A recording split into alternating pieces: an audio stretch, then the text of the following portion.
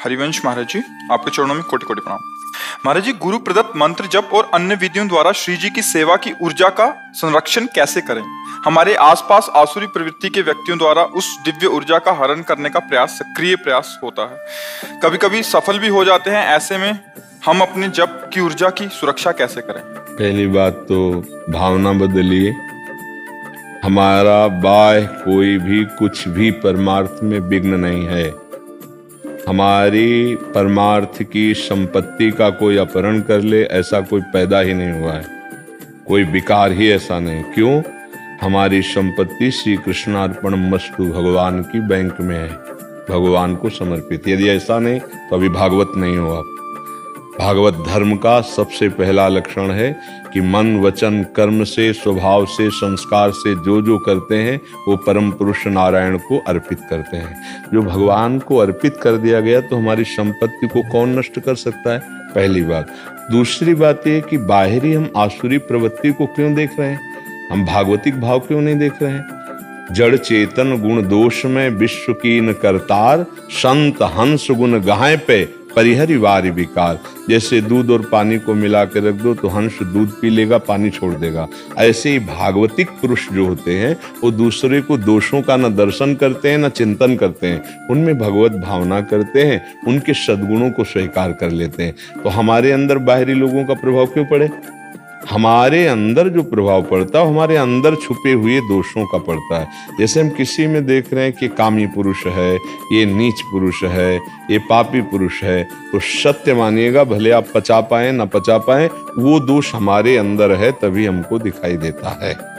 हाँ, अब हमको उनके अंदर बैठे हुए भगवान की आराधना करने का अवसर मिला है, तो यद्यपि वो दुष्ट स्वभाव के द्वारा अपने स्वरूप को न जानने के कारण सदैव वो क्रियान्वित है, आसुरी स्वभाव करते हैं, तो हम उनको भगवान की भावना से करके उनसे दूरी बना लेते हैं। जाके संग कुमति मति उपजय, करत भजन में भंग, तरयो रे मन हरि विमुखन को संग। दूर से जाके प्रिय न राम वैदेही, तजिए ताहि कोटि बैरिशम, यद्यपि परम शने ही। अंदर से तो हमारी आध्यात्मिक शक्ति को कौन खींच सकता है? काम, क्रोध, लोभ, मोह, मद, मत्सर, ये जो अंतर में बैठे हुए हैं, यही हमारी आध्यात्मिक शक्ति को, अगर कोई हमें गाली दे, हमारी निंदा करे, हमारा तिरस्कार करे, तो हमारी आध्यात्मिक शक्ति बढ़ती है। इस बात को ध्यान रखना। जब हमारा कोई सम्मान करता है, जब कोई हमारी बड़ाई करता है, तब हमारी आध्यात्मिक शक्ति क्षीण होती है। तो आसुरी प्रवृत्ति वाले तो हमारी संपत्ति को बढ़ाते हैं, कभी नष्ट ही नहीं कर सकते। किसका प्रश्न है? हाँ, तो आप उसको समझिएगा। आप क्या समझ रहे हैं कि कौन सा आपका आध्यात्मिक बल घसीटा जा रहा है? आप बोलिए। तो ऐसा महसूस होता है कि जब हम एक आपके दिव्य अनुभूतियों की तरफ हम जाते हैं, तो उस समय ऐसा लगता है कि जो आसपास के लोग होते हैं, मन मन, आसपास के लोग नहीं, मन मन, हमारे अपने परिवार की नहीं ना, मन, सिर्फ एक शब्द सुनो, मन। जी, मन मन मन को अगर प्रभु में लगा दिया तो घसीट कौन रहा है? प्रभु में लगा नहीं, आपका मन धोखा दे रहा है, दूसरों पर दोष दर्शन हो रहा है। अगर मन प्रभु में लग जाए तो किसी भी स्थिति में, कहीं भी, कोई भी परिस्थिति हमारे अंदर प्रभाव नहीं डाल सकती। पक्का समझ लो। जो रहीम उत्तम प्रकृति का करि सकत कुसंग, चंदन विष व्यापत नहीं, लपटे रहित भुजंग। उत्तम प्रकृति सत्संग, सद भगवान।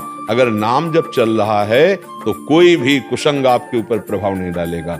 नाम जप आप छोड़कर कुसंग का संग करेंगे तो आप खुद गलती कर रहे हैं। आप भगवान के दिव्य नाम में, प्रभु की दिव्य लीलाओं में, प्रभु के रूप में, प्रभु की सेवा में मगन रहे। कौन परेशान कर रहा है? हम करे सब गाली बकने लगे, हम अंदर राधा राधा राधा राधा। कौन हमारा पतन कर सकता है? तभी पहला शब्द था, ऐसा कोई पैदा ही नहीं हुआ। सीम की चाप सके को तासु, बड़ रखवार रमापति जासु। भगवान के दास के दासत्व की शक्ति छीन ले, ऐसा को हमारी गलती होगी। हम काम में आकर्षित होंगे, क्रोध में आकर्षित होंगे, मोह में आकर्षित, तो हमारी, हमें कोई नहीं। क्रोध दिलाने की चेष्टा कर हम क्रोध ही नहीं करेंगे। राधा राधा राधा राधा राधा, ऐसा नहीं। परिवार के जनों में भगवत भावना शुरू करो, तब आगे समाज में भगवत भावना होगी। भक्ति की कोई दिव्य शक्ति छीन नहीं सकता, उसकी दिव्य भावनाएं उसकी शक्ति हैं। सब में वही मेरा प्रीतम है। अब चाहे तुम गाली दो, चाहे हाथ जोड़ो, चाहे आप पीटो, हम मानेंगे यही कि आप मेरे प्रभु हो, पक्का। अब क्या बिगड़ने वाला है? जित देखो तित श्याम में। गलती हमारी, कमजोरी हमारी, चूंकि आप वैष्णव इसलिए ऐसा उत्तर दे रहे हैं। आप सावधान होइए। परदोष दर्शन, परदोष चिंतन, पर निंदा, ये साधक के लिए बहुत हानिकारक है, परमार्थ में आगे नहीं बढ़ने देगी। महापुरुषों की बातें हैं। नाम जप करो और सबको मन से प्रणाम करो, चाहे पति हो, चाहे पुत्र हो, चाहे परिवार हो। ये भगवत मार्ग में चलना है। सब में मेरा प्रभु विराजमान है। अलग अलग सेवा का अवसर है। पति को पत्नी के धर्म से, पुत्र को माँ के धर्म से, हम सबका धर्म से यथोचित पालन करेंगे, लेकिन सब में अपने प्रभु को देखेंगे। दोष और गुण संपूर्ण सृष्टि में है। शुद्ध स्वर्ण का आभूषण बन ही नहीं सकता, उसमें मिलावट की जाती है। ऐसे ही माया की मिलावट से ये रचना है और इसी रचना में हम आसक्त हैं, इसीलिए हम दोषी हैं।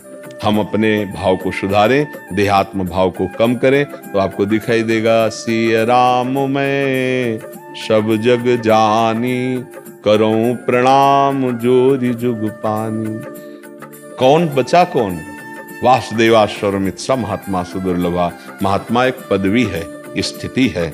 वो चाहे स्त्री हो, चाहे पुरुष, सब महात्मा, चाहे गृहस्थ हो, चाहे विरक्त, सब महात्मा जो उस महान से जुड़ गए वो महात्मा हो गए। महान कौन है? अपना आत्मस्वरूप, अपने प्रभु, उससे जुड़िए। आपको स्त्री पुरुष थोड़ी है। तो आप लौकिक वृत्ति को धारण करेंगे तब तो समस्या ही समस्या है।